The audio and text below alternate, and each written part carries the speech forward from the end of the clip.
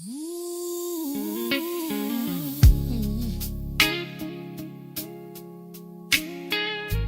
son, come here for a second. Look at me. I want to tell you the truth. Temptation still knocking, even when a man love God. But I think about you before I think about me. Cause if I fall, you gotta live with the echo of it. So when you see me praying, when you see me walking away for certain stuff, it ain't cause I'm scared. It's cause I love you too much to risk your future for a moment. Sometimes you just gotta remember, it's not where you come from, it's where you're going. But along that path, you can sometimes lose focus. You can sometimes need realignment.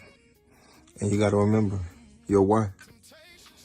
For me, that meant getting back on that highway, taking that long journey back to where it all started, and to remind myself of the ups, the downs, the trials and tribulations, and the wins I had along the way. Looking back on when people said I wouldn't make it from this point to that point. But I did. And knowing that I wouldn't have made it if it wasn't for God. Knowing that along this journey, God gave me blessings that I'm forever grateful for. Being a father being the main one. Fatherhood is the greatest blessing I ever received. A father can impact generations with his leadership, his integrity, his character. And I value that with everything in me. It's more, being a man is more than just having possessions. It's about making sure your words align with your actions and being accountable. And I had to go back to remember that. Proverbs 22:6. It states, train up a child in the way he should go.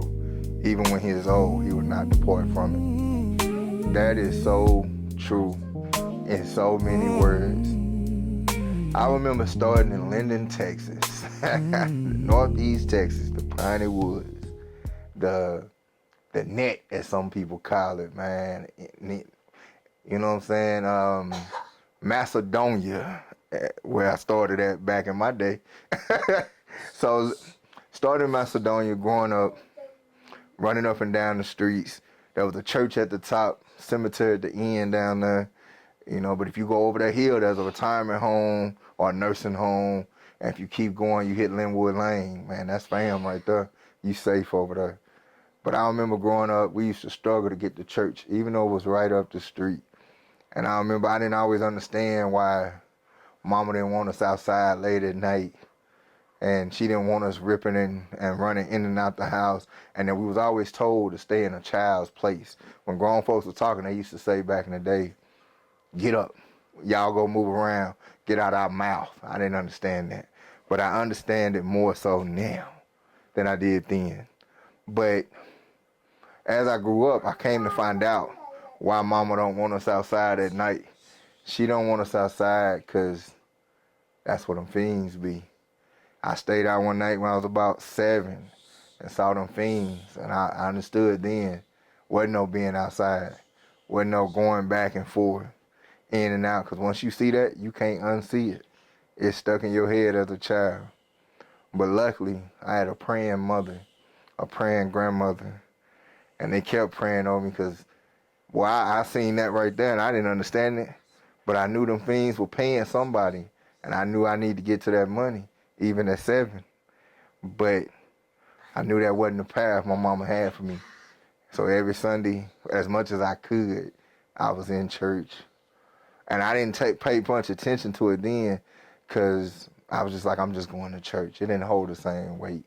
But later in life, it did. I didn't understand at the time that what my mom was doing was training me up for something later that I didn't understand, but it would come back around when I needed it most. She was already at that time helping me to develop a relationship with God that I was going to need when I was no longer in Macedonia. as I traveled the world and saw the world. Been around the world a few times, been in situations, but I haven't forgot the training I received at Macedonia Baptist Church. I ain't forgot those lessons, those Sunday school lessons, those sermons. Back then we had Reverend Miller and Reverend Johnson, and then we visited churches in Atlanta, Texas, Queen City, Texas. I've been to church out in Shiloh in Texas and Marietta, Texas. I've been all the way to Jackson, Mississippi, going to church, traveling around, but it came in handy. And I didn't know it then as a kid at the age of 10, going to these different churches. I thought I was going to church, I'll be honest with you, I was trying to see who was at Sunday school so I could flirt a little bit. But lo and behold, that message was getting through to me. And I didn't get it then. But it came back to where I do get it. And I'm forever grateful for what my mom, my grandmother, and those that poured into me at that young age, what they poured into me and said to me and taught me, because it carried me a mighty long way. Oh, man. Proverbs 22:6. Have I not commanded you? Be strong and courageous. Do not be afraid. Do not be discouraged. 1 Timothy 4:12. Don't let anyone look down on you because you are young, but set an example by the believers in speech, in conduct, in love, in faith, and in purity. Adolescence. What a time to be alive. Whew. In adolescence, man, I started straying away. I didn't want to go. I had more freedom. My mom was working a lot. I had more freedom, and I started getting away from that church life. I started trying to, especially, I knew what my dad was out there doing. So I had some resentment building in my spirit, man. And it's bad when you get to building that resentment. Because as the old folks say, you get to smelling yourself a little bit, get to smelling your drawers. And I started thinking I was the man of the house, and I could say what and do what I want, speak when I wanted to, speak on what I wanted to, and wasn't nobody gonna tell me nothing. And as much as my mom tried to coach me and try to tell me not to do something, I was just out there doing it. I came over to my homeboys. They were my brothers right there, man. Fat Boy, P. Joe. Man, I did everything with them boys, man. But as I continued to circle through my adolescence, I learned some things I shouldn't have learned. I learned some things I should have let go. And it's because sometimes I was out there when I shouldn't have been out there. I was becoming defiant at an early age, and I didn't realize it. Went into teenage years trying to prove that I was a man before it was time to be a man.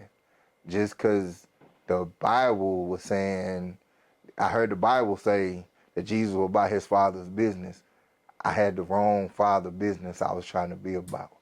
I should have been about God's business. And I was out here trying to be in my father's business and what he wasn't doing and what he should be doing. And it was doing more damage than good. It was ruining relationships before it was, and I ain't even realizing it. Here I was judging somebody when the word tells us we can't even judge nobody, or we ourselves be judged. So I learned from that as I got older, as I transitioned into my young adulthood. But in the process of that, I had quit talking to my father, man. Quit talking to him. Didn't really have much words for him. My mom was still married, so they were married 47 years or so, or together 47 years. I can't remember the math, man. But I just felt like I had the answer when I didn't. I didn't know at that time that I needed to lean on my word even more. I was out there lost, man. I thought I had it all figured out, messed around, and met a young girl when I got in the city in my early 20s and made kids of my own, became a dad. And I thought I had the answer because I had seen what a father shouldn't be, in my opinion.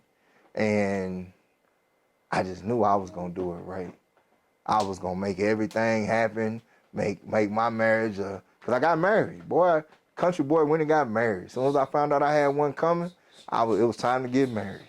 So got married, and I thought I had it all figured out. I had the answer, like nobody else could tell me, because I had seen all the wrong that it took to be a father and a husband. I knew what to do. Boy, was I wrong. Was I wrong? Sometimes you spend so much time trying to pick apart others' wrongs that you don't even realize that you're taking on some of those same characteristics. And that while I was over there judging what a father should be, I was missing out on the notes of what a father really was. And I was missing out on a relationship that I would come to regret not having all those years. I'm just thankful that I didn't mess it up too bad, though. But young adulthood was when it really got wild. Peace.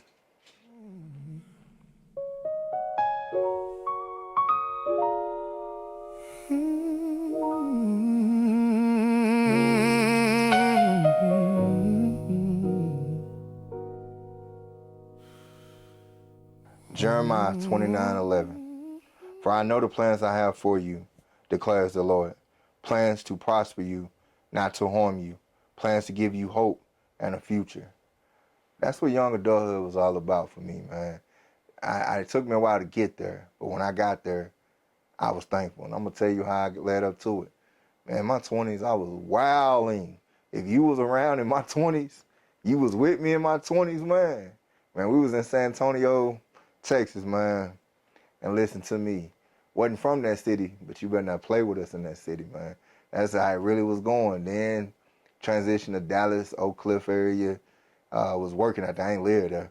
But doing some work out there. And, man, let me tell you, them boys, hey, Oak Cliff is real. I survived it, but Oak Cliff is real. Got robbed in Oak Cliff and everything.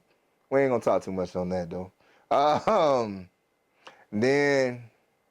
along this time, though, I'm a father. I became a father, and I deployed to Iraq as a soldier, and that was my problem, man. I was a soldier by day, want to be a street gangster by night, and they don't mix. But I ain't gonna lie, that was a time.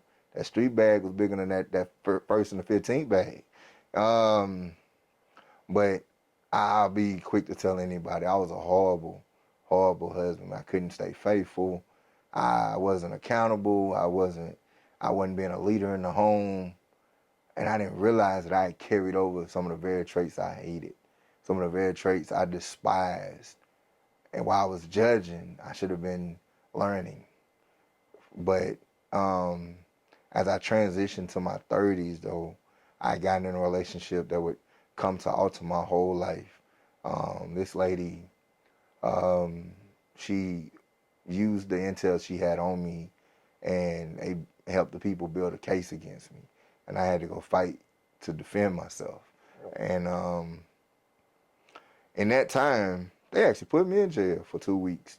And boy, when I tell you on that jail call, I was tough as nails when I talked to my lady every day. I was laughing, joking, being me. But when I got to that cell and I was by myself, I'd cry. And I tell God, like, I know I done 1,000,000 crimes that could have led me here. But I didn't do what they said I did on this one. God, I just need to be out of here. And God spoke to me and told me that if you granted this second chance, you got to live for me. And I at that time, I felt like I had tried everything else. And I had failed. I had failed at being a husband. I was mediocre at being a father. I gave money. Yeah, I had that. The child support wasn't ever an issue. But as far as time and seeing them and being there, I would be there for the important dates. I'd be there, first day of school, Christmas, pageant, stuff like that. Stuff going on, I'd be there. But that day to day, I wasn't there. Phone calls, I'd answer a call when I could, but I wasn't doing it like I should. And I knew it. But being in there, I was like, God, if you just give me this chance, give me a second chance, I'm going to be right. I'm going to be a role model. And I ain't touching no more street stuff. This street stuff done got me in here. And I came to understand about his plans to prosper me. When I got out of there, I went to college, got my degree, bought a home in Louisville, Kentucky. And for people to talk about Louisville, Kentucky, that place was my redemption. I don't care what you see on First 48. If you mind your business and stick to your business and be who you say you are, you ain't gonna have no problems in Louisville, man. I ain't never had no issue. But I was given that opportunity, and I forever honored those words I said in that cell. Give me another opportunity, and I'm gonna do right. I've rebuilt my relationship with my children's mother. She my dog now, boy. That's my homie. I don't want no smoke with that lady. But my daughter came to live with me. I was thankful about that. Me and my son got a bond like no other. And I had almost got everything together. I had one demon I was still fighting, and I fixed that one too with God's help. But it was faithfulness. I struggled with that part. Because, boy, even though I was living right now, I was getting to that money. I ain't never stopped getting to it. But with money come a lot of yes men and a lot of women willing to ride the wave. And I didn't know how to handle that. I was an educated black man, had fun, making 6 figures plus. And that's what they said they be wanting. Only thing I didn't have was the 6 foot. I wasn't over 6 foot, but everything else I had that they wanted. And I was definitely giving it. But I was destroying my own home in the process. I was letting my daughter see a version that I never wanted her to ever try to marry or date. So I had to take some time to myself and go on a celibacy ride. And I did that. For over a year, I rode that out. But in the course of that, I lost something sincere to me. I'll talk on that in the 4th chapter. Going to that 4th quarter, baby. I was 10, wanted to stay outside. All my friends were playing till the street lights died. But daddy stood on that porch and called my name. And if I didn't move quick, he'd come anyway. That 4th quarter, man. Living for the 4th quarter. This is what it's all about, man. Psalm 92, 12 through 14. The righteous will flourish like a palm tree. They will grow like a cedar of Lebanon, planted in the house of the Lord. They will flourish in the courts of our God. They will still bear fruit in our old age. They will stay fresh and green. That is true. Man, this 4th quarter of my life, my mature adulthood, man, listen to me. One of the moments I remember most that I locked in on, I spoke about earlier about I had resentment for my father. And I remember getting a call that he ain't gonna make it much longer, bro. You gotta get here. I was at the barbershop getting a haircut. And I was like, man, I'm on my way. I made contact with my daughter because she lived with me. So I told her, hey, daddy got to go for a little bit, hold it down, go to school because she had a habit of skipping school. We'll talk on that later. But I said, all right, I hit the highway to Texas. Man, I got there and I knew that it was going to be a moment. So I wanted to surprise my mom one last time just in case, you know what I'm saying, like this going to be our last moment. All 4 of us are still here on this earth. I knew what was up, what was ahead. So popped up on my mom. She did her little jumpy jump dance when she see me for the first time. And then she put her clothes on. She said, we got to go take care of your dad. So we went to the hospital to see my dad, man. And for even though I told y'all earlier that he fought some addiction demons, he was never weak. I never seen him be weak. But also I never saw him, but he was weak this day. He was frail looking. And it did something to my spirit. And I remember watching my brother and my mom talk to him, and I'm just sitting there, and what I came to realize, in all them years I had resentment. All them years, like we had made our relationship up over the last 4 or 5 years before this happened, but those years that I missed out on talking to him, gaining some knowledge, we had gotten to a relationship where as I traveled throughout the world or did different things or ate at different places, he was the person I called and shared that information with. That was our relationship. Like I would share things with him that I'm experiencing, and he'd be in awe that, you know, his son is doing these things. And he used to always tell me, like, man, you hell, boy. You don't take no mess. And I think a part of him saw something in me that he felt like he didn't have. And what I didn't see at the time was there's no book to parenthood. Like there's no book I can read. They got them out there, but there's no definite answer to what it's gonna be to be a parent, to be a father. We're all learning one way or another, whether it be stuff we take from our parents, the good, the bad, and we transition that, try to teach our kids and find out what works. And sometimes it works, sometimes it don't, because our kids are a blend of somebody else that took stuff from their parents. And so you bring that together and then you try to make that work. And really and truly, that's all that man was trying to do. He was trying to be a father. And he didn't have a book telling him what was a perfect father. He just tried to be the best man he could be, and in the midst, he got caught up in the craze of the 80s, man.